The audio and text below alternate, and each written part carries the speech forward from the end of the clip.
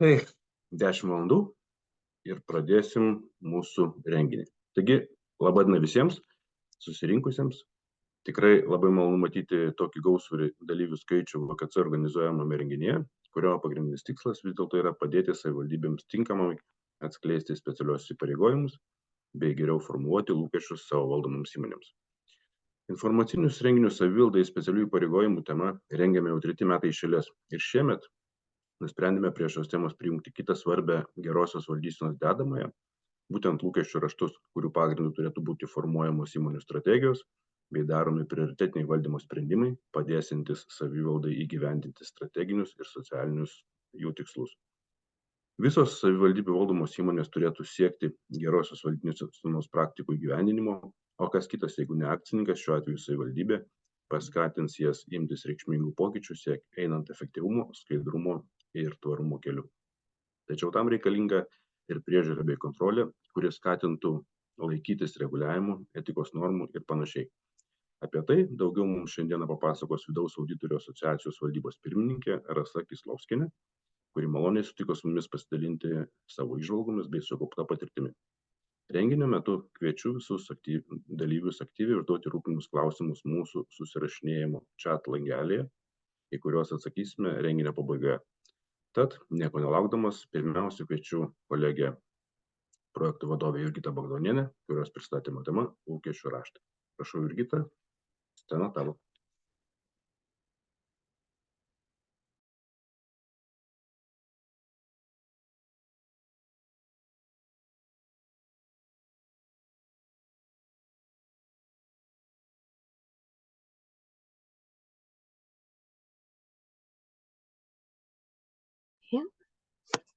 Sveiki, tai pasidalinsiu prezentaciją.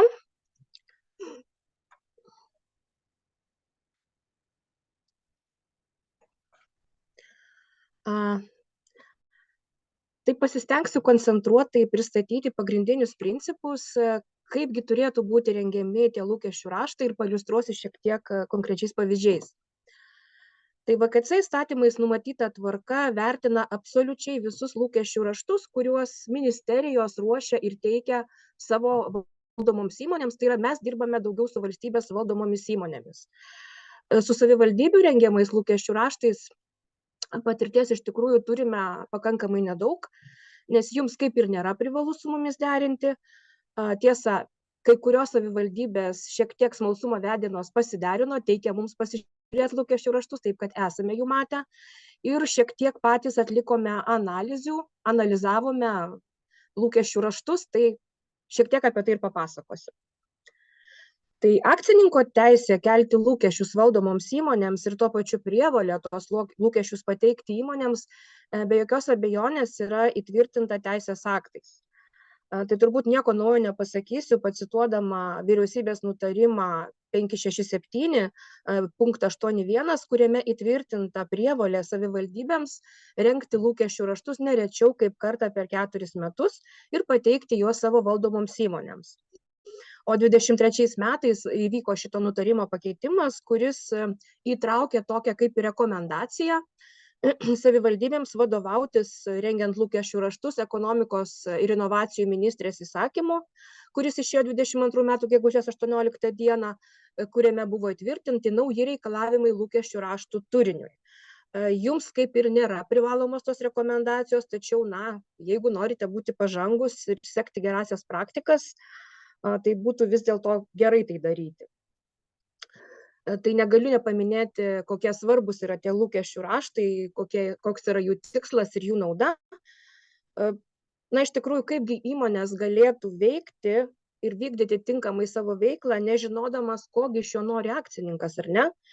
Tai lūkesčių raštas ir yra ta formali komunikavimo priemonė, ir įrankis, kuriuo akcininkas perduoda savo lūkesčius. Tai informuoja įmonę, kokią veiklą ji turi vykdyti, kokias funkcijas turi atlikti ir kokių akcininkas laukia rezultatų.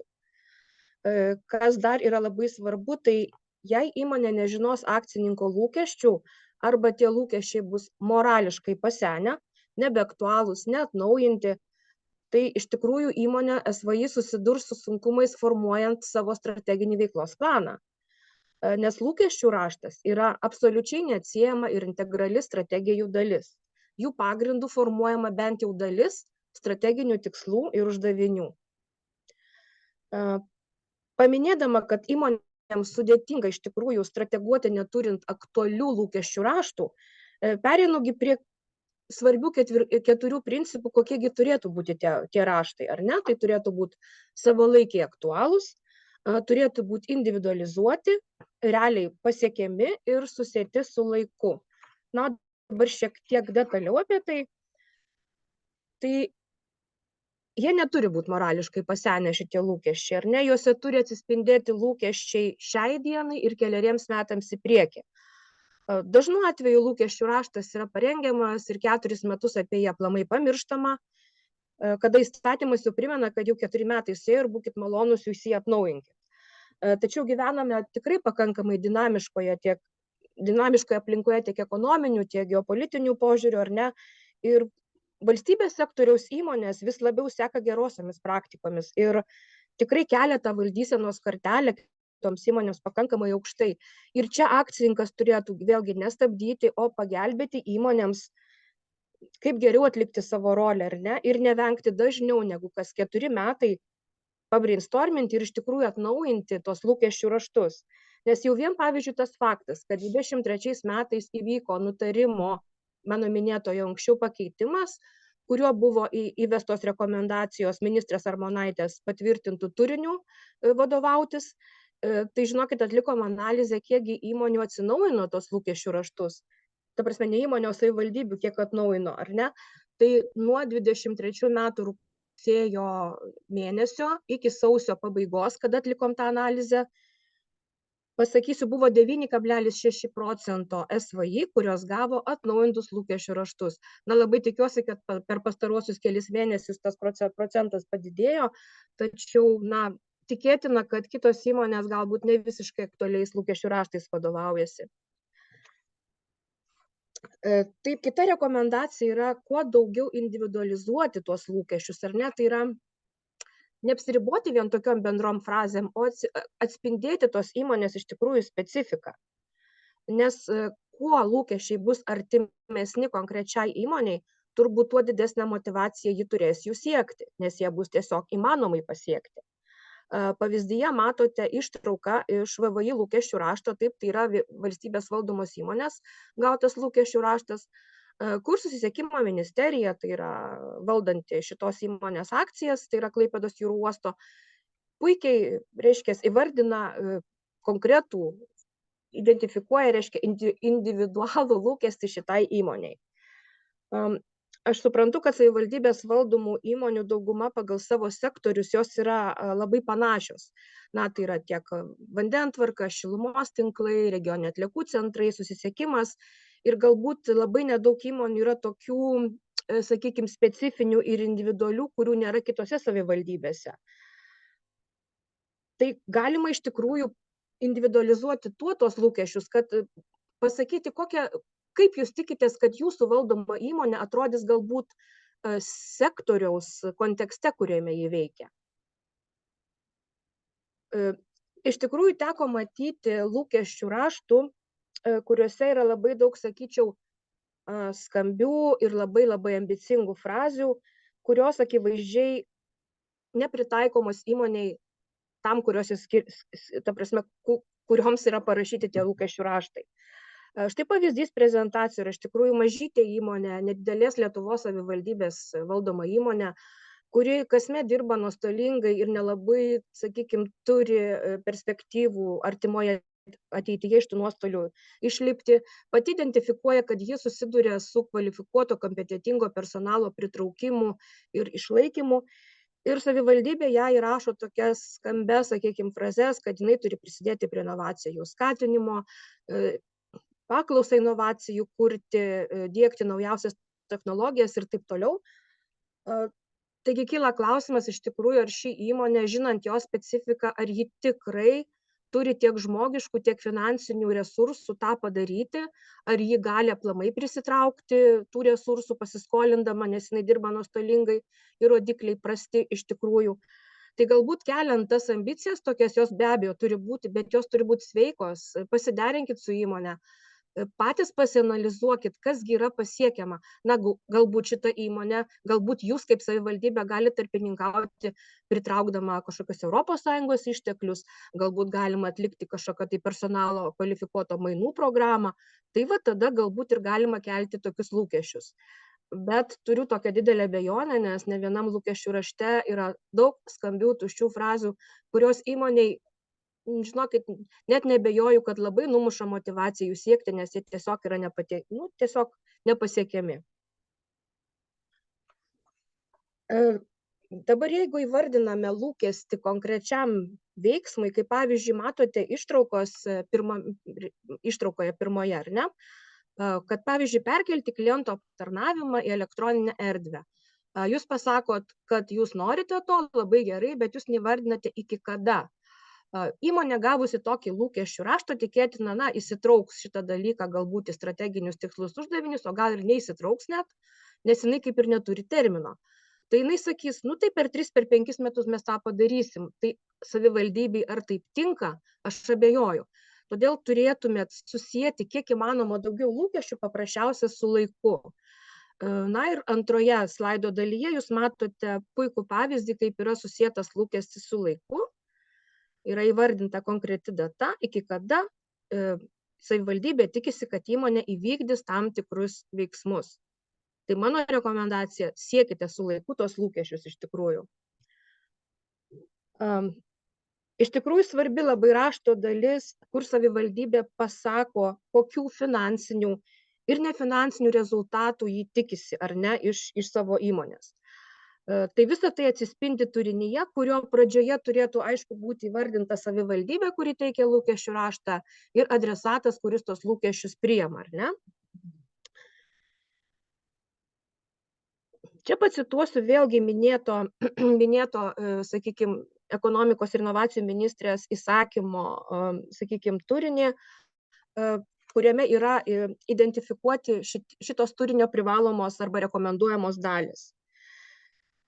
Taigi turėtumėte identifikuoti labai aiškiai, kokiųgi jūs kaip savivaldybė tikslų siekiate šitoj ar kitoj įmoniai. Tai yra ne tik tai išvardinti įmonės veiklas ar funkcijas, kurias tikisite, kad ji atliks, bet ir pagrįsti, kodėl konkrečiai šita įmonė turi būti valdoma jūsų kaip savivaldybės. Kodėl ji turi būti savivaldybės nuosavybė, ar ne, ir kokių tikslų jūs kaip savivaldybė siekiate per šitą įmonę. Vėliau be abejo vardinate įmonės veiklas ir funkcijas, turbūt pagal prioritetus tikslingiausia tai sudėti, identifikuojate, kurios veiklos užtikrina viešą interesą. Na ir jeigu įmonė dalyvauja ar galimai dalyvaus kažkokiuose tai globalesniuose savivaldybės mastų, reiškia, projektuose, socialiniuose, kultūriniuose, kažkokiuose kitokiuose, vėlgi turėtų būti tai aptarta lūkesčių rašte, kokia apimtim jūs tikitės, kad įmonė dalyvaus, kokiais terminais ir taip toliau. Na ir ta svarbioji dalis, ko įmonė tikisi finansiniai perspektyvai ir nefinansiniai, ar ne? Taigi mūsų atlikta analizė, kur minėjau sausio mėnesį, parodė, kad iš tikrųjų mažiau negu pusėje savivaldybės valdomų įmonių lūkesčių raštų yra kažkas pasisakyta apie finansinius lūkesčius. Tai iš tikrųjų turėtumėt įvardinti, čia mūsų rekomenduojama bent jau 3 tokius pagrindinius, tai pelningumą, kapitalo struktūrą bei grąžos. Taip pat galite identifikuoti daugiau finansinių tikslų arba bent jau sritis parašyti, kuriuose jūs tikitės, kad pačios įmonės išsikels tos finansinius rodiklius, ar ne? Ir būtinai reikia įpareigoti tuos tikslus ir lūkesčius įtraukti į strateginį veiklos planą. Tas pats yra su nefinansiniais lūkesčiais, čia vėlgi detaliau vėliau aptarsim. Yra rekomenduojama pagal poreikį ir tikslingumą pasisakyti apie tam tikras sritis, tai yra apie plėtrą, skaidrumą, socialinę atsakomybę ir taip toliau. Ir pageidautina vėlgi kelti tam kažkokius tai rodiklius arba įpareigoti kolegialius savivaldybės valdomų įmonių organus iškelti tuos rodiklius. Tai dabar finansiniai lūkesčiai. Čia yra tam tikrų skirtumų su valstybės valdomomis įmonėmis, ar ne? Tai jeigu valstybės valdomos įmonės turi aiškiai įvardintus ir įtvirtintus Lietuvos Respublikos vyriausybės 3 pagrindinius finansinius lūkesčius, tai yra ilgalaikį pelningumą, optimalią kapitalo struktūrą ir grąžos akcininkų rodiklius, taip pat turi kas metus suderintus su VKC taip vadinamus specializuotus rodiklius, kurie yra kitokie, ne tie patys, kuriuos vyriausybė nustato.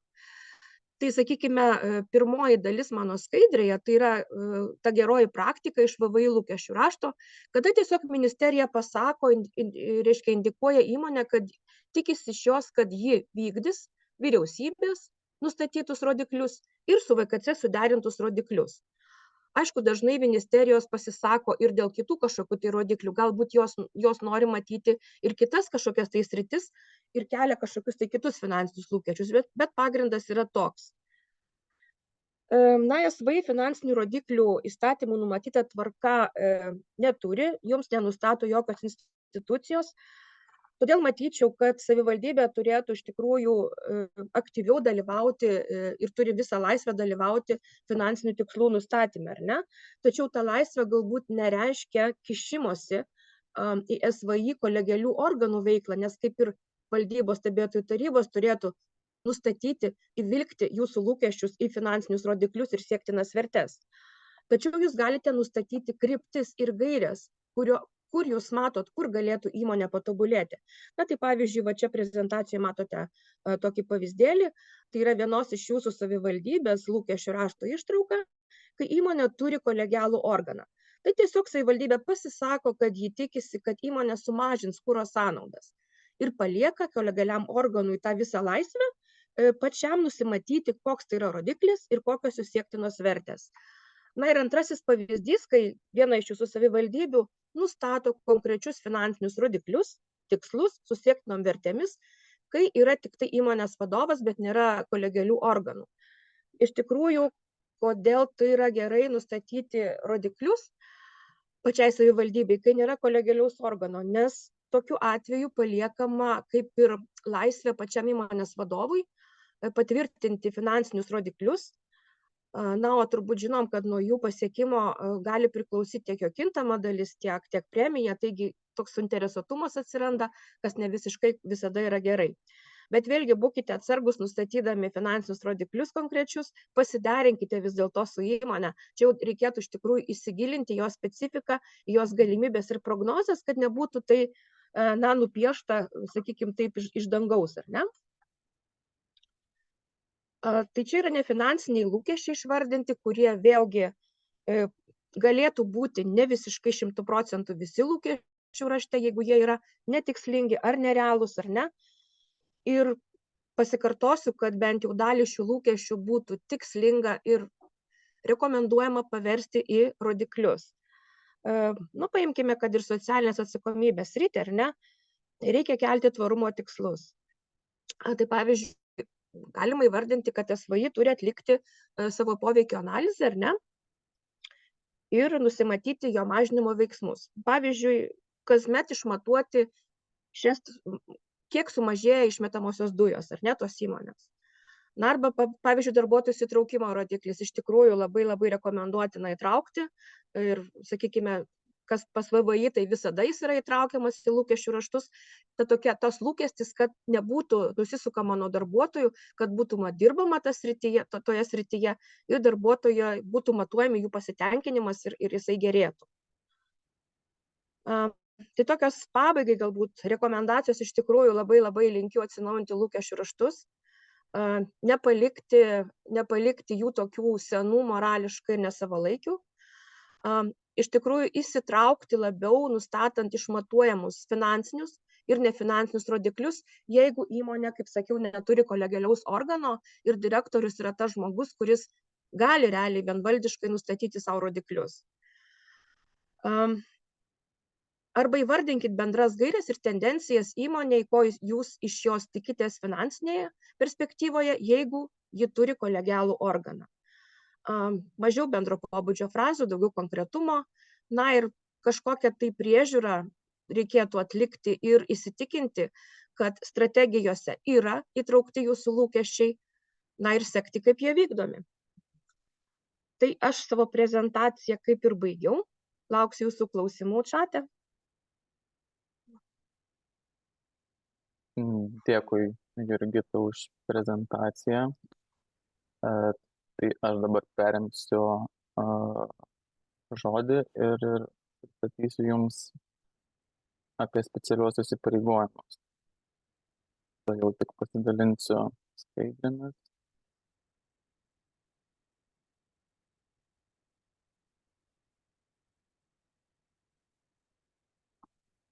Tai sveiki visi. Smagu matyti tokį didelį susidomėjimą mūsų renginiu, kaip ir minėjo Gintaras, jau 3 metus rengiame šį informacinį seminarą, kuriuo siekiame skleisti žinią apie įvykusius specialių įpareigojimų teisinius pasikeitimus bei naudą, kurią specialiai įpareigojimai teisingai apskaitomi galėtų nešti savivaldybių įmonėms ir pačioms savivaldoms. Tai praėjusių renginių auditorija daugiau buvo pačios savivaldybių įmonės ir siekiame praplėsti, kaip pasakyti, auditoriją ir šiemet daugiau dėmesio skirti savivaldybėms, įmonių akcininkėms, kurios turi teisę reikalauti iš įmonių informacijos susijusios su specialiaisiais įpareigojimais. Tai trumpai priminsiu, iš kur kyla teisinis reguliavimas savivaldybėms ir įmonėms. Tai pirmiausiai savivaldybės valdomos įmonės nuosavybės gairėse, tai yra nutarimo 673.3 punktas, kur nurodoma, kad nustatant specialiuosius įpareigojimus, taip pat kartu su metiniu finansinių ataskaitų rinkiniu savivaldybės vykdomai institucijai teikiant informaciją apie savivaldybių valdomų įmonių specialiuosius įpareigojimus. Tai mutatis mutandis būtų vadovaujamasi valstybės valdomų įmonių EIMIN rekomendacijomis su specialiaisiais įpareigojimais susijusiamis.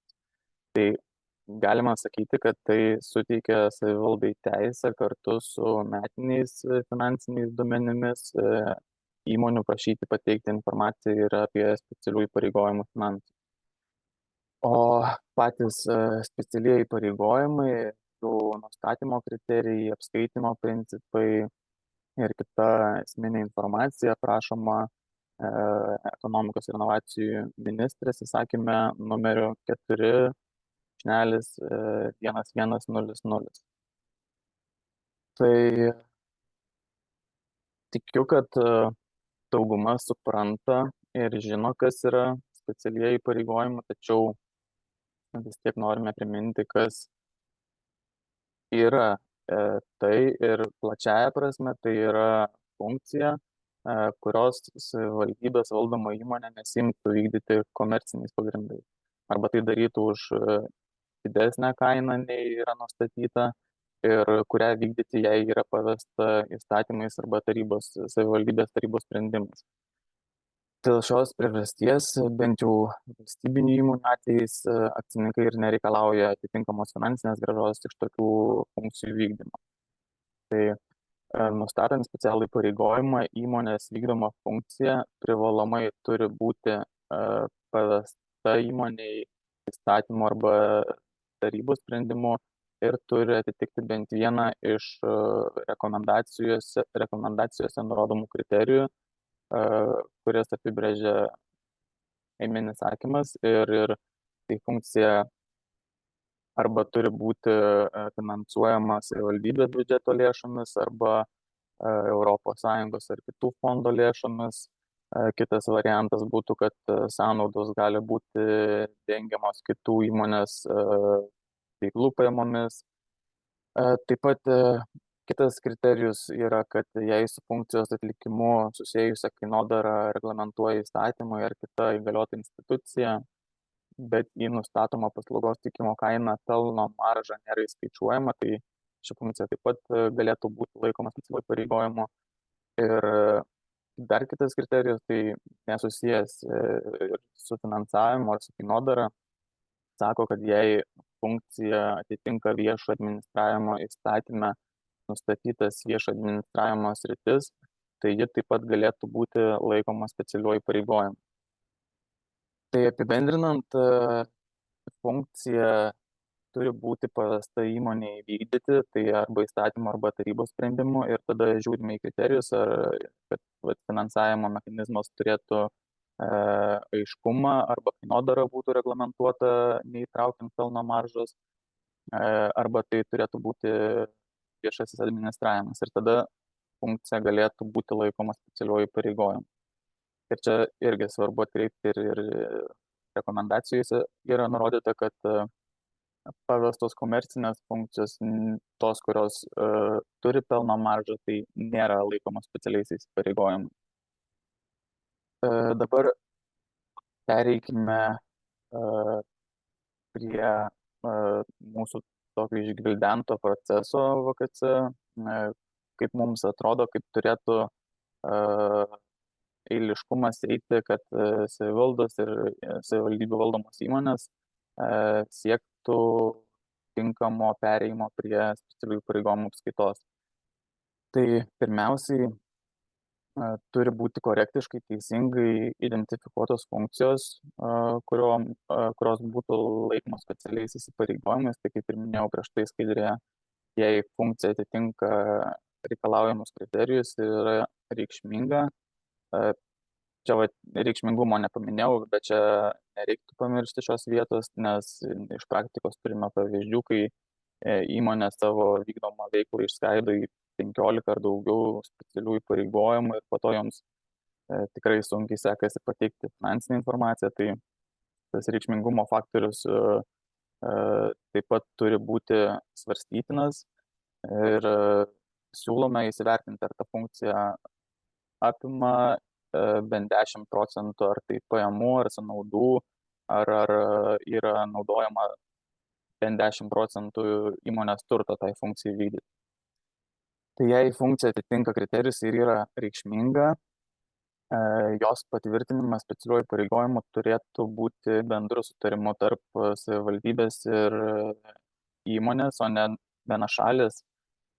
Įmonė negali pati nuspręsti, kad jie vykdo specialiuosius pareigojimus, o savivaldybei nederėtų nepasitarus ir irgi individualiai nuspręsti, priimti sprendimą, kad ta įmonės funkcija yra specialus įsipareigojimas ir dabar prašom teikti finansinę informaciją. Tai suprantame, kad šis procesas yra sudėtingas ir toks neapibrėžtas, neaiškus, naujas, teisiškai per daug neįrėmintas, ir pradžioje tikrai kyla daug klausimų, todėl rekomenduojama kreiptis į mus, į VKC, ir mes čia stengsimės, kiek galėsime pakonsultuoti, užeiti ant bėgio, ant tako. Tai antras žingsnis būtų čia daugiau savivaldos atsakomybėje, yra oficialių dokumentų patvirtinti, įteisinti tą funkciją, kuri buvo bendru sutarimu su įmonė patvirtinta. Ar įmonė gali turėti ir ne vieną funkciją, gali turėti kelias, tai patvirtinti tą funkcijų sąrašą. Sekantis etapas būtų, kad savivaldybė turėtų sudaryti bendrą visų jos pavaldume esančių įmonių specialiųjų pareigojimų sąrašą ir jį viešinti savo interneto svetainėje. Kaip tai turėtų atrodyti, mes jau esame pristatę mūsų pirmojo seminaro prieš 2 metus metu, kurį galite peržvelgti mūsų interneto svetainėje, arba tiesiog yra tokių savivaldybių, kurios naudojasi valstybinių įmonių sąrašų patvirtinimo pagrindu, kurį tvirtina ekonomikos ir inovacijų ministerija, tai galima ir tą pavyzdį. Taip pat gera praktika čia būtų laikoma ir kad pačios įmonės viešintųsi savo svetainėse jų vykdomus specialiuosius pareigojimus bei pateiktų su tuo susijusią informaciją, tai yra teisinį pagrindą vykdyti tą funkciją, tuomet finansavimo principus, kaip yra dotuojama funkcija, ar tos funkcijos veikimas yra dengiamas iš kitų įmonės veiklų pajamų, bei pateikti kaštus tenkančius tos funkcijos vykdymui atitinkamais laikotarpiais. Tai tiek paprasti piliečiai, tiek kitos suinteresuotos šalis galėtų matyti, kiek kainuoja tos funkcijos išlaikymas savivaldybei. Ketvirtas žingsnis, tai čia jau kaip praeinama pirmieji 3 etapai sėkmingai, tai būtų savivaldybei nurodyti, skatinti įmonės, kurios vykdo įpareigojimus, pasirengti ir apsirašyti specialiųjų įpareigojimų apskaitos politiką ar tai principus, su kuriais įmonė vadovautųsi pateikiant specialiųjų įpareigojimų finansinę informaciją. Ši metodika turėtų remtis taip pat įmin specialiųjų įpareigojimų rekomendacijomis bei apimti čia irgi iš praktikos, kad dauguma apsirašo pajamų sąnaudų apskaitimą, tačiau reikia nepamiršti, kad ir balansiniai straipsniai turi būti aprašyti ir toms funkcijoms priskiriamos atitinkamos balansų eilutės.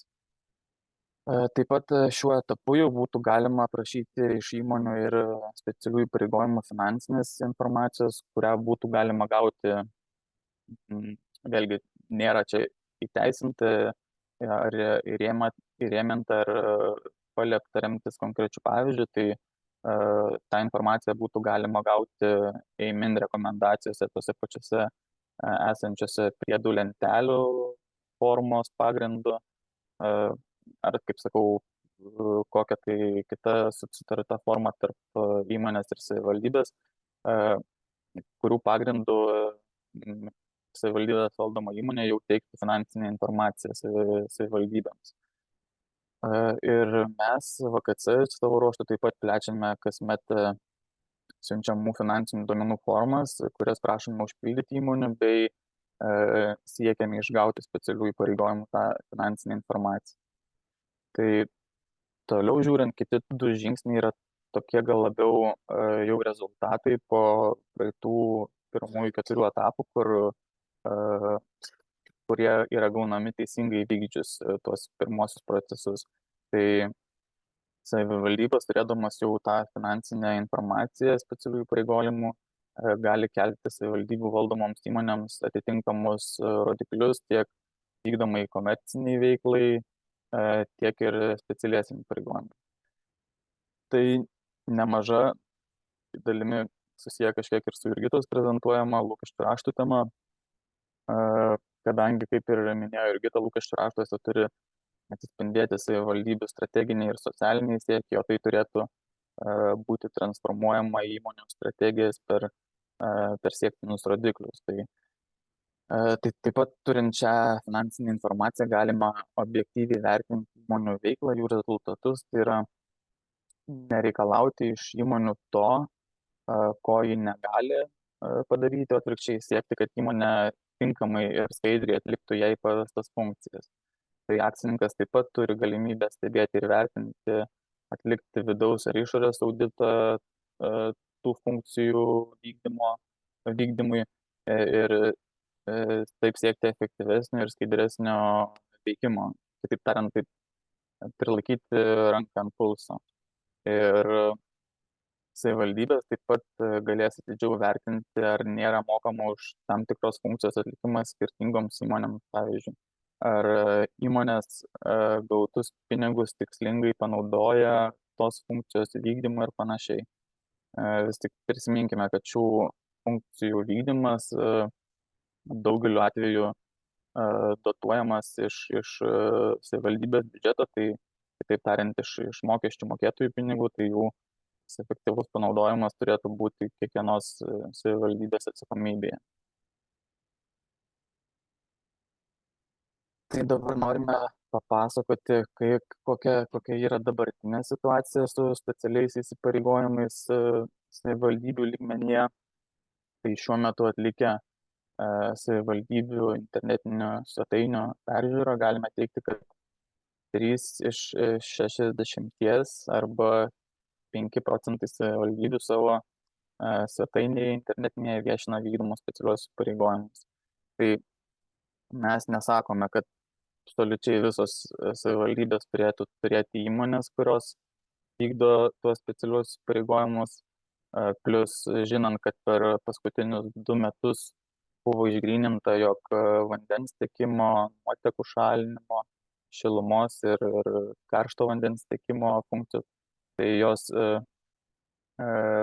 jų kainodara reglamentuojantis vertas suteikia joms galimybę uždirbti iš tų funkcijų pelno ir tai netitinka specialių įpareigojimų kriterijų ir šios funkcijos būtų laikomos komercinėmis funkcijomis, o ne specialiais įsipareigojimais. Tačiau tikrai yra nemažai įmonių, kurios vykdo ar tai kažkokių programų įgyvendinimo administravimą, ar tai teikia kompensuojamo transporto paslaugas, išduoda leidimus, tvarko gatves ir panašiai. Tad iš pirmo žvilgsnio tikrai tiek savivaldybių, tiek įmonių skaičius vykdančių specialius pareigojimus turėtų būti tikrai didesnis. Ir mūsų nuomonė šiai dienai mes atsiliekame nuo valstybės kontrolės plano ir iškelto lūkesčio, kad iki 2025 metų pabaigos būtų tinkamai atskleidžiama savivaldybės valdomų įmonių specialiųjų įpareigojimų finansinė informacija. Ir PKC siūlo savo konsultacijas, net ir tose pačiose įmino rekomendacijose yra nurodyta, kad įmonės ar savivaldybės gali kreiptis į PKC nustatant specialiuosius pareigojimus, tačiau susidomėjimas yra tikrai mažas ir vėlgi iš mūsų atliekamų užduočių, tai praėjusiais metais teikdami finansinių duomenų formą įmonėms, kurioje prašome įmonių užpildyti atitinkamą informaciją susijusią tiek su finansinė dalimi, tiek su veiklos rodikliais, tai prašėme, kad įmonės pateiktų ir specialiųjų įpareigojimų finansus. Tačiau įmonių pateikusių šią informaciją buvo tik 7, o ta jų pateikta informacija tikrai tas tikslumas jų abejotinas.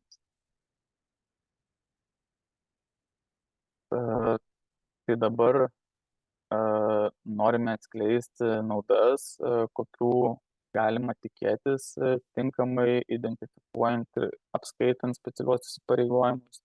Ir pirmiausia, akcininkas žvelgdamas į įmonę matys, kokią dalį jos veiklos sudaro komercinė veikla, o kokią dalį pavestos funkcijos. Tai leis tiksliau ir objektyviau vertinti įmonių generuojamus rezultatus bei tikėtis atitinkamo pelningumo ar kokiamos grąžos. Taip pat kiekvienas savivaldybės gyventojas galės matyti, kiek per metus kainuoja tai socialiniai, galim sakyti, geroviai palaikyti, būtinosioms paslaugoms, funkcijoms išlaikymas ir kaip keičiasi jų kaštai kiekvienais metais. Tai pat savivaldybė galės atidžiau stebėti ir vertinti funkcijų vykdymo kaštus bei joms reikalingą finansavimą, pasitelkiant vidaus ar išorės auditą. Galiausiai tinkama specialių įpareigojimų apskaita padės priimti teisingus valdymo sprendimus, skirtus tiek veiklos skaidrumui, efektyvumui, tvarumui ar panašiai didinti. Tai ko visą tai gali pareikalauti mūsų vertinimu, tai kaina tikrai atrodo nedidelė, tai gali padidėti tiesiog įmonėms apskaitos tvarkymo laiko sąnaudos, kas tikriausiai minimaliai didintų ir administracinės sąnaudas. Dabar norime pateikti porą valstybės valdomų įmonių gerųjų pavyzdžių, kurios tiek tinkamai viešinasi specialiųjų įpareigojimų informaciją savo interneto svetainėje, tiek ir tinkamai pateikia pačią finansinę informaciją. Tai pradėsime nuo geležinkelių, visiems puikiai turbūt žinomų, kurie vykdo 2 specialiuosius įpareigojimus per savo dukterinės įmonės, tai LTG Link, kuri vykdo viešosios keleivių vežimo geležinkelių transportų paslaugas, ir LTG Infra, kuri vykdo viešosios geležinkelio infrastruktūros priežiūros, modernizavimo ir plėtros bei minimaliojo prieigos paketo paslaugų teikimą. Tai šių specialiųjų tiek motininė įmonė, tai Lietuvos geležinkeliai, tiek individualiai pačios dukterinės įmonės viešinasi savo interneto svetainėse visą apibendrintą informaciją apie specialiuosius įpareigojimus. Tai yra pateikia pačią specialių įpareigojimo pavadinimą, teisės aktus, kuriais reglamentuotas funkcijos pavedimas, taip pat kaip ta funkcija yra finansuojama ir ataskaitiniais metais patiriamas sąnaudas. Tai čia matome, kad LTG link atveju funkcija yra finansuojama tik valstybės lėšomis ir ta kaštų informacija yra detalizuota pagal tos funkcijos sritis, o LTG Infra savo svetainėje nurodo, kiek sąnaudų yra finansuojama valstybės lėšomis, o kiek yra finansuojama ES fondo lėšomis. Tai disponuodama šią informaciją, Lietuvos geležinkelių įmonė turi galimybę prognozuoti ir planuoti išlaidas tų specialių įpareigojimų vykdymui ir išsikelti atitinkamus veiklos KPIs. Tai stebėti projektų įgyvendinimą. Šiuo atveju LTG Infra įgyvendina strateginį viešosios geležinkelių infrastruktūros investicijų projektą Rail Baltic, kuriam statyti yra atitinkami KPIs ir jie padeda stebėti būtent projektų įgyvendinimo progresą. Kitas pavyzdys, kitas gerasis pavyzdys iš valstybinių įmonių, tai yra įmonė prižiūrinti Lietuvos vidaus vandens kelius. Tai akcinė bendrovė Vidaus vandens kelių direkcija, kuri vykdo vieną specialų įpareigojimą, tai yra programos susisiekimo vandens keliais užtikrinimas vykdymas. Ir įmonė savo internetinėje svetainėje taip pat nurodo visą reikalingą informaciją, tai yra teisinį pagrindą funkcijai vykdyti, finansavimo šaltinį, kuris šiuo atveju yra pilnai valstybės biudžeto asignavimai, ir tai funkcijai vykdyti patiriamas sąnaudas panašiai. Ir pati įmonė savo strateginėme plane taip pat kelia KPIs, kurie yra sietini su to specialio įpareigojimo atlikimu. Tai šias įmonės valdantis susisiekimo ministerija gali įvertinti, kiek jai kainuoja šių funkcijų vykdymas, objektyviai vertinti įmonės rezultatus, eliminuojant specialiųjų įpareigojimų įtaką, bei tuo pačiu pamatuoti įmonių pelningumą ir nustatyti laukiamą grąžą. Tai būtų dividendų pavidalu, ar tai strateginės reikšmės sprendimų įgyvendinti.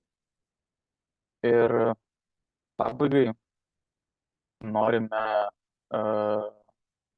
rekomenduoti, tai savivaldybėms daugiau dėmesio skirti šiai temai, rodyti iniciatyvą, nustatant bei tvirtinant specialiuosius įpareigojimus, tuo pat metu ir laikytis seiminių rekomendacijų bei patvirtintus specialiuosius įpareigojimus viešinti ir skatinti tai daryti savivaldybių valdomas įmonės, bei taip pat stumti savivaldybių įmonės tinkamai pateikti specialių įpareigojimų finansinę informaciją. Tai yra tiek pasirengti apskaitos politikas, tiek kažkokią tai formą teikti savivaldai, kad matytų, kiek tos funkcijos kainuoja akcininkui. Žinome, kad pradžia yra sunkiausia, tad rekomenduojama netidėlioti, imtis veiksmų, kurie ateityje tikrai ves prie efektyvesnio ir skaidresnio įmonių valdymo. Tai ačiū Jums už dėmesį. Visuomet prašom kreiptis nurodytais kontaktais, stengsime padėti.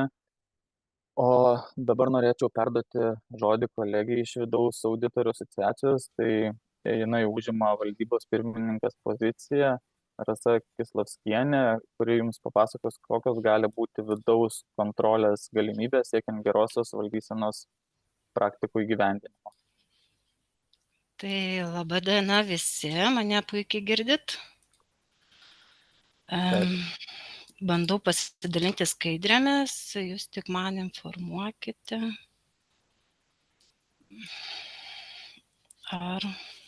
Sekundėlę. Ar jūs matote skaidrės? Matom. Aha, gerai, tai puiku.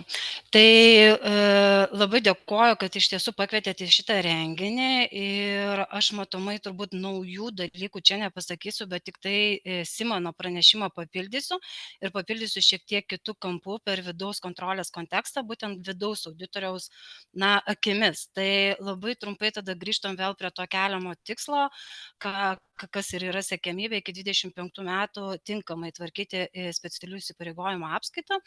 Tai pagrindė, tai ko mums reikėtų, ne, kad to būtų ir būtent visų pirma grįžtant vėlgi prie vidaus kontrolės. Yra vidaus kontrolės modelis KOSO, kurio pagrindu yra viešojo sektoriaus būtent vidaus kontrolės gairės parengtos ir kurių pagrindu jau atsiranda ir nacionalinis teisinis reglamentavimas, vidaus audito ir vidaus kontrolės įstatymas, kurie labai viską kompleksiškai, bet aiškiai iškomunikuoja, kad vienas iš vidaus kontrolės tikslų yra būtent patikimumas informacijos tiek veiklos, tiek finansinių ataskaitų, tiek tos pačios vidinės informacijos, kurios pagrindu yra primami vienokie ir kitokie strateginiai sprendimai. Tai pereinant tada prie vidaus kontrolės, pačio sistemos įgyvendinimo, būtent per specialių įsipareigojimų kontekstą, per valdysenos kontekstą, tai galbūt mes norėtume vėlgi tokį uždėti akcentą, kad yra toks 3 linijų modelis, jisai labai aiškiai sudėlioja galbūt tokias atsakomybės, kaip valdysenoj turėtų būti susitarimai, kas už ką yra atsakingi. Tai šiuo atveju už šito modelio ribų yra savivaldybė akcininkė, kuri būtent per lūkesčio laiškus būtent nuleidžia tą toną turėti tinkamą vidaus kontrolės sistemą, veiksmingą veikiančią vidaus kontrolės sistemą įmonėms, jų valdomoms šiuo atveju įmonėms, ir būtent jau per jų valdysenos mechanizmą visą kitą susidėlioja. Tai lūkesčiai yra vienas ne tik pačiai vidaus kontrolės sistemai, bet ir nepriklausomam vidaus auditui.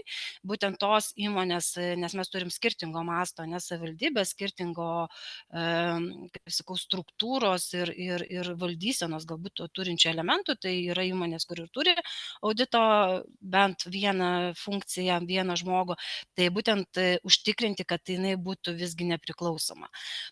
Kalbant apie pačių atsakomybių ir įgaliojimų pasidalinimą, tai būtent tas 3 linijų modelis tai aiškiai sudėlioja valdybos vaidmenį ir valdybos būtent tas ir yra viena tarp valdybos, tarkim, reglamentai ar ten įmonių įstatos ir panašiai atsirandančių reikalavimų užtikrinti, kad įmonė turėtų veiksmingai veikiančią sistemą ir būtų vykdoma jos priežiūra. Tai irgi valdybos tai yra atsakomybė, kad tas viskas vyktų ir aišku, jau valdyba reikalauja to iš vadovybės. Tos įmonės, kurios neturi valdymo priežiūros ir visa valdymo priežiūra yra, kaip sakau, eina žemesnė kitam lygmeniu kaip vadovai, tai tada kaip ir vadovai tenka tą atsakomybę ne tik ją įgyvendinti, bet ir užduoti tą toną, kaip sakau, kad ta kontrolės sistema veiktų. Ir aišku, trečias, ne ką mažiau svarbus elementas yra vidaus auditas, ten, kur turim kontrolės sistemą, neužtenka turėti pasirengę tvarkas, taisyklės ir identifikavę kontrolės, bet mes turim suprasti, kad jos iš tikrųjų veikia, iš tikrųjų jos leidžia sukontroliuoti, leidžia pasiekti tikslo, nes ne viskas, kas yra formaliai aprašyta, būna dažniausiai daroma. Tai auditas tas, kaip sakau, nepriklausomas žvilgsnis, kuris labai padeda organizacijai ir kaip sakau, ne tik identifikuoti spragas, bet galbūt net ir identifikuoti perteklinės kontrolės, kurias, tarkim, įmonė iš inercijos darosi, bet galbūt jie nekuria tos didelės vertės, arba jų kaštai yra daug didesni, negu jie suvaldo tam tikrą riziką, kuriai valdyti jie yra įdiegti. Tai kalbant apie pačias kitas sąlygas, ko dar trūktų, tai dar ir tinkamų kompetencijų ar pakankamų, tai irgi galbūt pastebim tokius dalykus, kad ir atrenkant į valdymo organų, jeigu yra formuojami audito komitetai, tai dažniausiai jau būna galbūt tas reikalavimas, kad turėtų kompetencijos vidaus kontrolių, rizikų valdymo srityje ir suvokti visą tą kontrolės sistemos veikimą pakankamai, kaip sakau, daugiau negu taip deklaratyviai. Tai tose mažesnėse, kur nėra gal audito komitetuose, tai valdybos daugiau ieško finansinių kompetencijų turinčių žmonių, bet vidaus kontrolė yra daugiau nei tik finansų kontrolė ir tos kompetencijos visgi valdyboje, manom, turėtų būti, nes jeigu jų nėra, tai natūraliai ir tada tas tonas nebe toks yra ir pamirštama apie tai ir galbūt netaip susikoncentruojama. Tai matomai trumpai tada pristatydama ir pereidama tada jau detaliau dėl tų galimų problematikų, kurias minėjo ir Simonas galbūt, tai galbūt didžiausias mums iššūkis ir būna tada, kai mes turim skirtingų brandų, skirtingų dydžių ir skirtingų išteklių, galinčių skirti ir savivaldybės valdomų įmonių, būtent kontrolės sistemų įdiegimui, tai mes turim suprasti, kad dar vieną dalyką, kodėl aš taip labai akcentuoju vidaus kontrolę, mes turim suprasti, kad valdysena ir vidaus kontrolė tai nėra du atskiri kažkokie tai elementai ir atskirai veikiantys dalykai, tai yra pakankamai integralu, kur yra valdymas, ten yra kontrolė. Tai bet kuriuo atveju, nepaisant, ar tai įmonė iš 5 darbuotojų, ar tai įmonė iš 5000 darbuotojų, vis tiek kontrolės mechanizmai jie yra, tik jie savo pobūdžių skiriasi. Vienur yra, tarkim, rizikų valdymas formalizuotas, nes gali skirtam išteklių, gali dedikuoti galbūt ir žmogų, kuris sukoordinuoja ir visa kita. Mažose organizacijose tai bus galbūt netoks formalizuotas procesas, bet vis tiek įmonė turi suprasti savo veiklos rizikas ir turi suprasti, kaip mes į jas reaguojam, kas mums yra svarbu, į kurias mes reaguojam, kurias mes mažiau reaguojam, tai vis tiek tas turėtų būti žinoma. Tai labai tada trumpai pereinam tada prie esamų situacijų paminėtų prieš tai Simono, bet galbūt ir matomų galimų rizikų, nebūtinai mes sakom, kad taip yra visur ir taip vyksta, bet irgi mes taip preziumuojam, kad yra galimos tokios rizikos ir kaip mes matytume galbūt galimybės, kur galima išnaudoti, patobulint ir iš to kažkokią tai gauti naudą. Tai vėlgi, jeigu mes kalbam apie valdysenos tą kontekstą, tai tikrai gali būti, kad mes galim turėti ir tų, neturėti visai valdybų priežiūros tų organų, bet galbūt jau ten reikėtų tose įmonėse, galbūt mes turim, bet jie yra pakankamai silpni, kaip ir minėjau, galbūt kompetencijų arba nepriklausomumo aspektais, kas irgi yra labai svarbu. Tai matomai mes galbūt ir matytume tokį išeiti, kaip apibrėžti, kokio dydžio, kokio galbūt apsibrėžti, kokiose įmonėse jau turėtų turėti tas priežiūro valdymo organams, o kurios, tarkim, jau negali savo to leisti ir tai yra prabanga. Tai šiuo atveju mes irgi matytume išeiti kaip centralizuotų, tokių valdymo organų steigimas. Suprantu, kad tai galbūt sunkiau įgyvendinama, bet tai yra viskas įmanoma, kai yra didelis noras. Ir aš manau, tas sukurtų pakankamai didelę pridėtinę vertę, atliekant priežiūrą, nes ir mažom savivaldybėm pačiom vykdyti priežiūrą ir vadovams, tai atrodo, kaip mes sakom, visi maži ir čia negali prikurti tų priežiūros organų, bet tas centralizacija, kur yra kompetencijos, kur yra nepriklausomumas, palengvintų ir pačiom savivaldybės administracijom kaip akcininkėm tą naštą ir tom pačiom turėti tą priežiūrą. Iš tikrųjų, savivaldybės lėšos yra ten skaidriai, efektyviai naudojamas ir panašiai.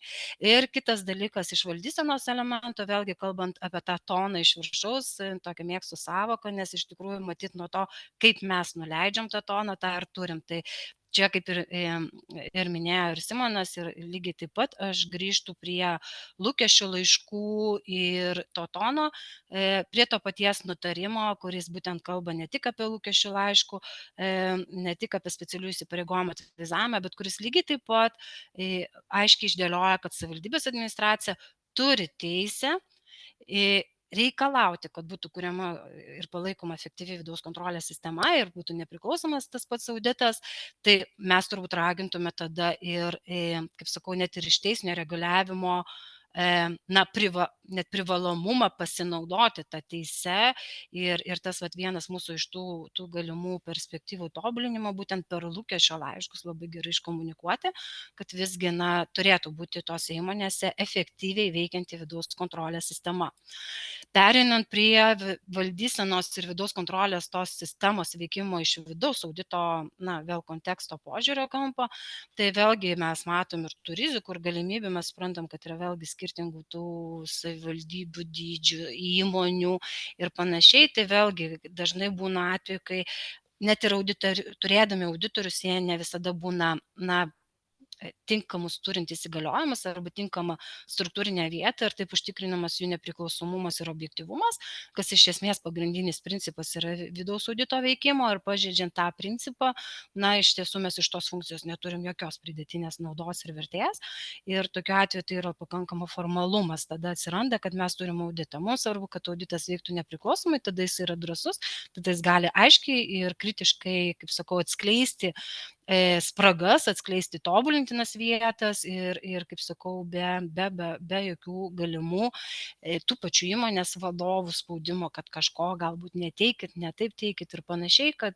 vis tiek mes suprantam, kad tam tikra informacija eina į viešumą, nuo to priklauso tam tikri rodikliai, tam tikri sprendimai ir įmoniai gali būti tai visiškai nepalanku ir panašiai. Tai labai yra svarbus šitas momentas, tada kompetencijų mes daug diskutuojam, nes tikrai vėlgi mes matom auditorių bendruomenį, kaip ir visais kitais turbūt aspektais, auditas irgi neišimtis, mes turim vieni labai aukštos brandos, gerų kompetencijų žinių, kiti galbūt turi tų mažiau žinių, tai vėlgi taip, kompetencijų didinimas yra vienas dalykas, bet mes matom, kad ir jų pačių ugdymas, gerųjų praktikų sklaida, pasidalinimas ir būtent sudaryti tiek savivaldybės administracijai, tarkim, savo auditorių komandai, tiek reikalauti, kad jie turėtų veiksmingai veikiančią vidaus audito funkciją, kad irgi būtų sudaromas sąlygos kompetencijom kelt, bet lygiai taip pat ir galimi kompetencijų mainai, nes mes galim galbūt kalbėti apie gerosios praktikos pasidalinimo renginius tarp savivaldybių, yra taip pat ir valstybės ir savivaldybių įmonių auditorių asociacija, mes turim, tarkim, yra tų, kaip ir sakau, Lietuvos ir savivaldybių asociacija, kur vienė visas savivaldybės, tai būtent tie formatai ir galimi, kai mes galim vieni su kitais pasidalinti, vieni geresnę patirtį turintys perduoti kitiems ir ta kompetencija, kaip sakau, auga visų, nes visų kitų, kaip sakau, mūsų suinteresuotumas nekonkuruoti tarpusavį, bet kad būtent viešieji finansai būtų valdomi patikimai ir skaidriai.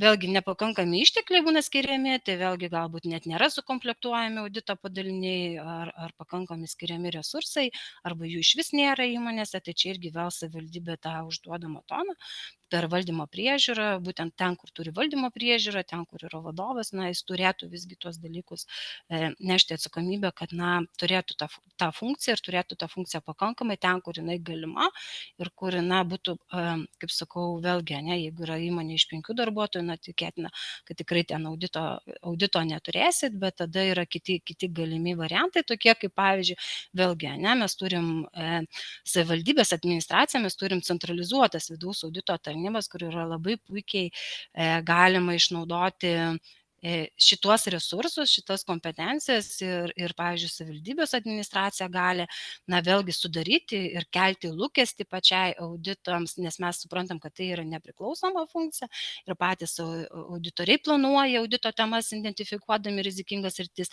bet kalbėdami apie tas rizikas specialių įsipareigojimų atskleidimo, būtent, kad čia yra nepadengtos vietos, kur mums turbūt skauda ir mums norėtųsi labiau pamatyti, tai auditoriai visada atsižvelgia į tai, kaip sakau, ką kelia lūkesčius, tai tikrai tos temos jos gali atsirasti ir atsirasti audito planuose ir tikrai mes kartais matom problemą, kad galbūt ir savivaldybės administracija ir norėtų, bet kartais yra referuojama teisinį reguliavimą, kad negali savivaldybės auditoriai ateiti ir audituoti ir panašiai, tai prieš tai minėtas nutarimas labai aiškiai sudėlioja visus taškus ant i. Tai per reikalavimus ir per galimybę ateiti audituoti tikrai tikrai yra ir čia nėra priežastis, kodėl mes negalim.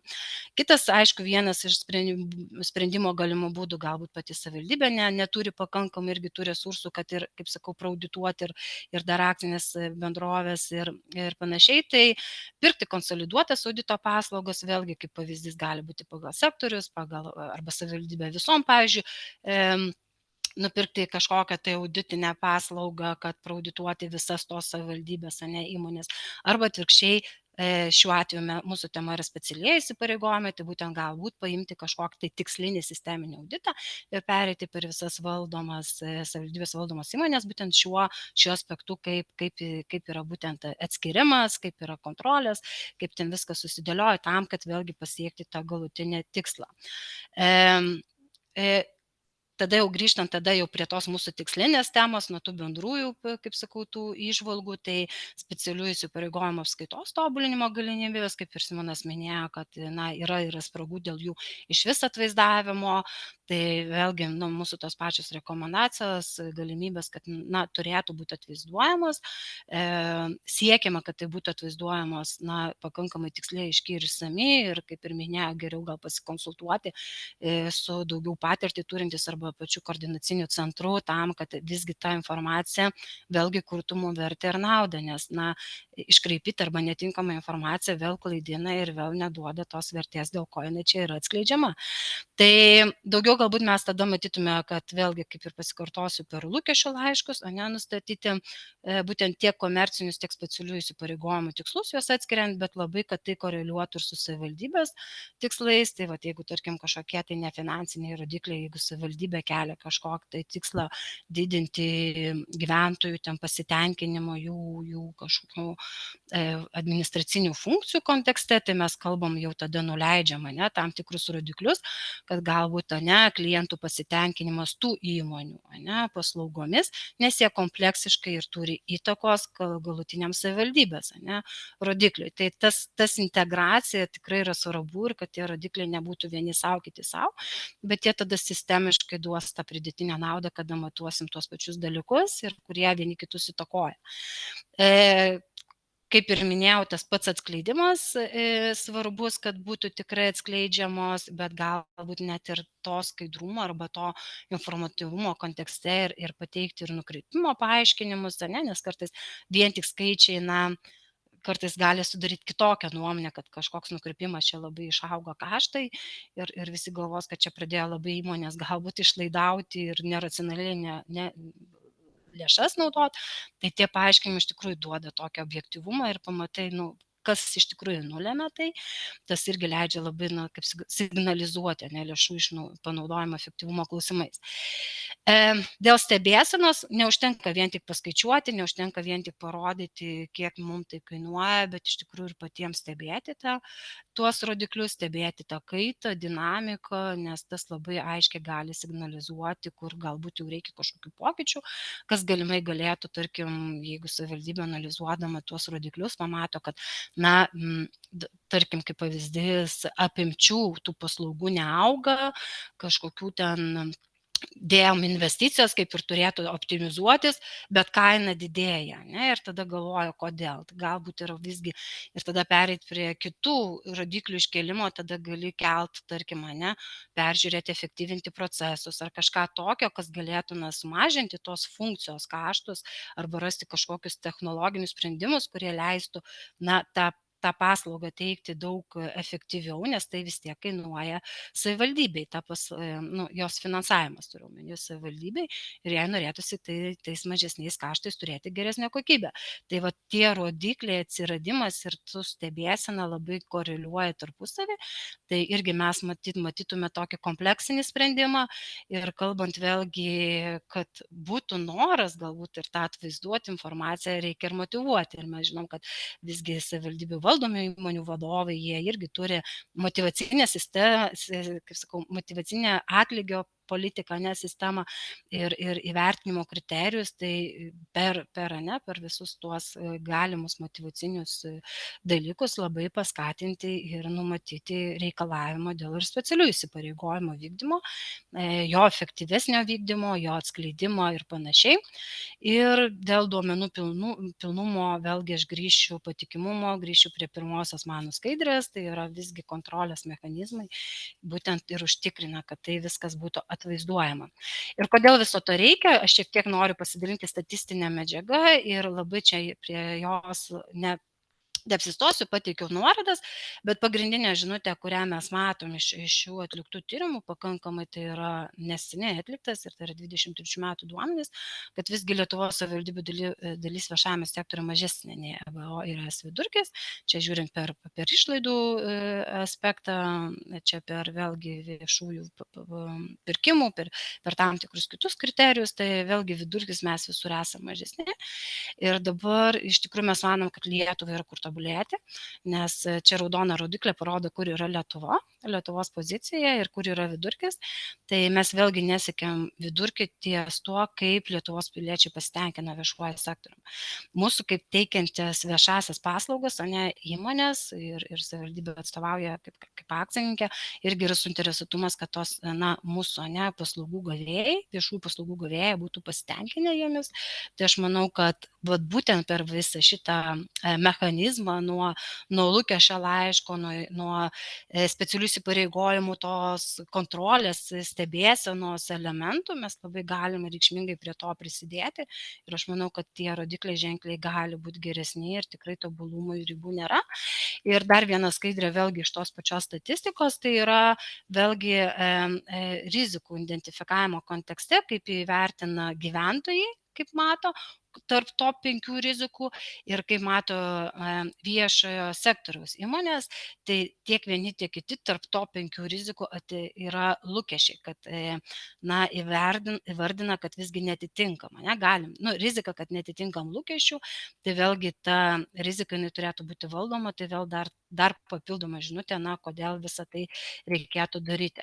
Tai turbūt reziumuojant tada visą tą pranešimą ir matyti, aš jau čia nieko naujo ir tik pasikartosiu, tai kad didinti visą pasitikėjimą visą savivaldą, tiek pasitenkinimą visom viešosiam paslaugom galim tik veiksmingai ir skaidriai valdant tuos viešuosius finansus, tai būtent tas atskleidimas ir kai mes žinodami, kiek mes tam resursų naudojam tų pavestų funkcijų vykdymui, mes labai tikrai galim ir tie, kaip ir minėjo lygiai tas pats įmonės, būtent įvertinti realų pelningumą, kada tu atskiri iš tikrųjų, kiek yra funkcija, kuri iš tikrųjų yra daugiau tikslas ne sugeneruoti kažkokio pelno, tiesiog teikti kokybiškas paslaugas, tai yra daugiau kokybė orientuota dalykas, tai komercinių paslaugų yra jau grąža, yra jau pelningumai ir tam tikri dalykai, tai tada ir gali objektyviai kelti tuos, kaip sakau, pelningumo rodiklius, nes bendram katile tos funkcijos dažniausiai kerta per pelningumo rodiklius ir tada toksai,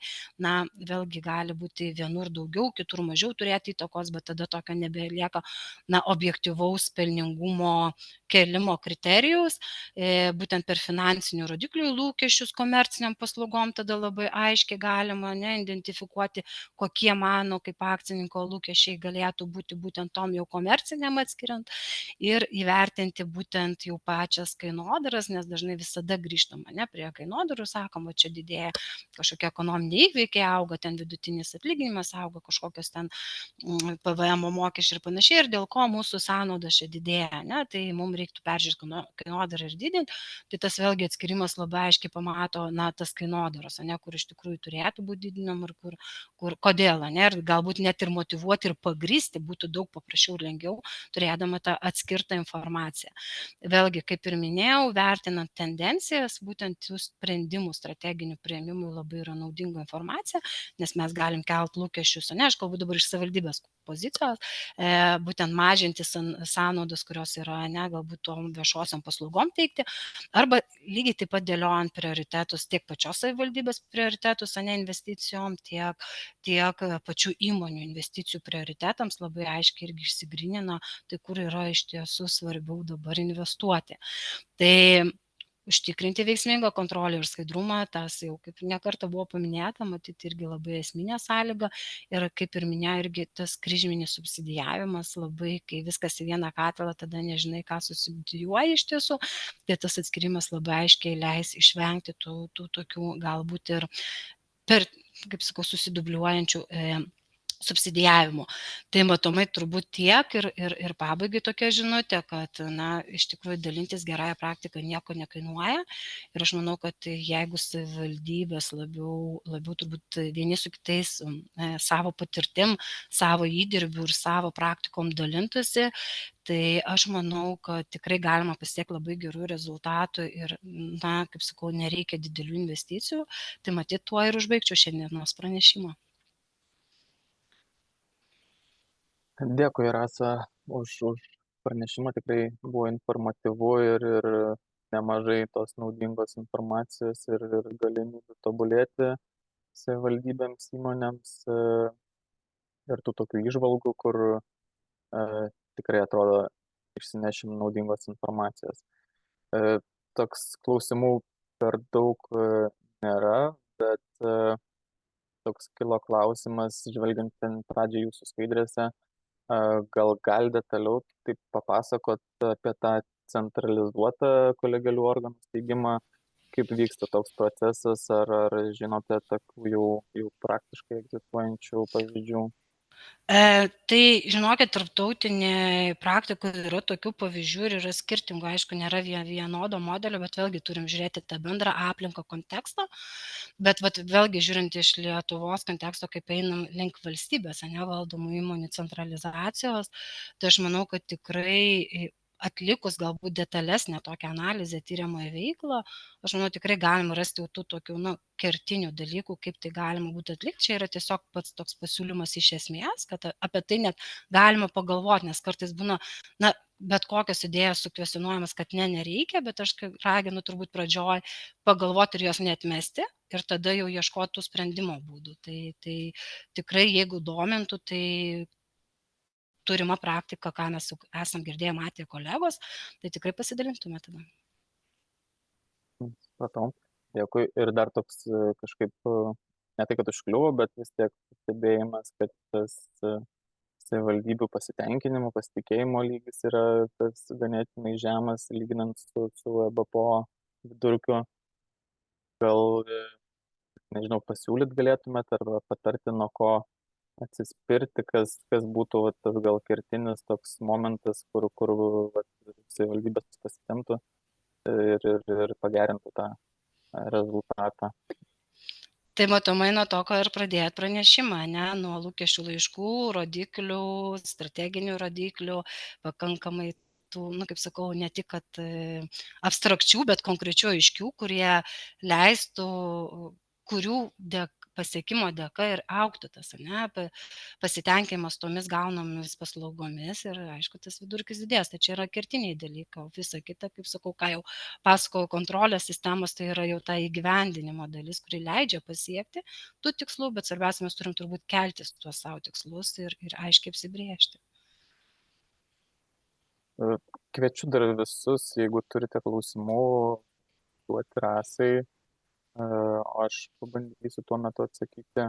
Matau, kolegė Jurgita jau atsakė į su lūkesčių raštais susijusius klausimus, tai aš atsakysiu Alinai Mikalauskiai, kuri klausė, ar specialių įpareigojimų nustatymas koreliuoja su vidiniais sandoriais. Tai iš esmės turėjom tokią vidaus diskusiją ir nusprendėm, kad tas vidaus sandoriais sudaromos sutartis, tai jos kaip ir atitinka teisinį pagrindą įmonėje vykdyti tą funkciją, tai tas pamatinis kriterijus jau kaip ir yra pasiektas, nes vidaus sandoriai yra tvirtinami savivaldybės tarybos sprendimu, dažnu atveju ten yra ir kainodara statoma paslaugų teikimo, tai tiesiog klausimas išlieka, ar į tą kainodarą paslaugos teikimo yra įtraukiama pelno marža, ar nėra įtraukiama. Tai čia teisinės pagrindas kaip ir yra ir tada lieka išsiaiškinti tą finansavimą. išsiaiškinus finansavimą bus aišku, ar tai pavesta komercinė funkcija, ar tai specialus įsipareigojimas. Ir taip pat Zita Simaitienė klausė, ar specialus įsipareigojimas gali būti daugiabučių namų administravimas ir renovacijos administravimas. Tai šiuo metu tiksliai gal taip ir negalima sakyti, reiktų čia išsiaiškinti, ar ši funkcija papuola po viešojo administravimo įstatymo sritis, bet iš esmės, jei tą įmonę ši funkcija yra pavesta, turėtų būti pavesta savivaldybės tarybos sprendimu, tai vėlgi teisinis pagrindas kaip ir yra, tiesiog tada reiktų arba žiūrėti per tą finansavimą, kaip įmonė yra finansuojama tos funkcijos vykdymui, arba čia yra užuominų, kad tai galėtų papulti po viešojo administravimo to įstatymu ir funkcija galimai galėtų būti laikoma specialiuoju įpareigojimu.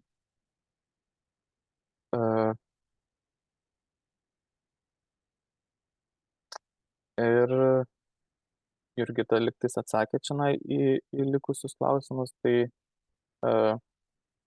nežinau, jeigu daugiau klausimų neturim, visuomet, jeigu tie klausimai ateis vėliau, tai prašom kreiptis nurodytais kontaktais, o tada dar kartą dėkui Rasai už puikų pristatymą.